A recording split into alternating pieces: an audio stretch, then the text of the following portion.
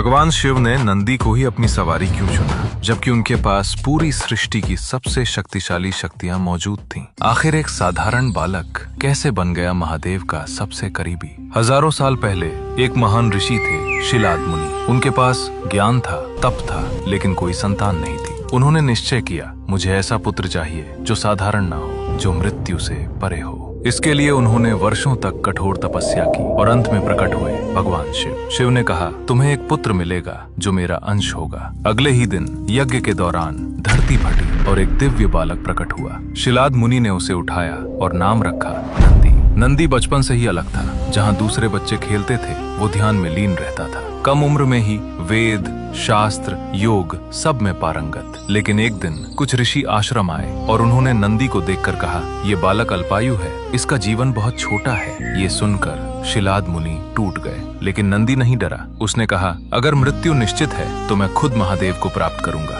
और वो निकल पड़ा हिमालय की कठोर तपस्या के लिए। सालों तक ठंडी हवाएं, बर्फ, तूफान और सिर्फ एक मंत्र, ओम नमः शिवाय। आखिरकार शिव प्रकट हुए। उन्होंने पूछा, क्या चाहते हो? नंदी ने कहा, मुझे अमरता नहीं चाहिए, मुझे बस आपकी सेवा चाहिए। मैं हमेशा आपके पास रहना चाहता हूँ। यही भक्ति उसे सबसे अलग बनाती है। शिव प्रसन्न हुए और बोले, आज से तुम मेरे गणों के प्रमुख हो, तुम कैलाश के द्वारपाल हो और तुम मेरे सबसे प्रिय, सबसे निकट हो। फिर शिव ने अपना त्रिशूल उठाया और एक दिव्य प्रकाश में नंदी का शरीर बदल गया। वो बन गया एक विशाल, अजय, दिव्य बैल। उसी क्षण नंदी बना भगवान शिव की सवारी। लेकिन उसकी परीक्षा यहीं खत्म नहीं हुई। जब समुद्र मंथन में हलाहल विष निकला, जहाँ देवता भी डर गए, वहीं नंदी आगे बढ़ा और उस विष की बूंदों को अपनी जीभ से रोक लिया। उसे कुछ नहीं हुआ, क्योंकि नंदी सिर्फ वाहन नहीं था, वो शिव की भक्ति और शक्ति का प्रतीक था। इसीलिए शिव ने उसे चुना, शक्ति के लिए नहीं, भक्ति के लिए। और इसलिए आज भी नंदी के कान में बोली गई हर प्रार्थना सीधे शिव तक पहुंचती है।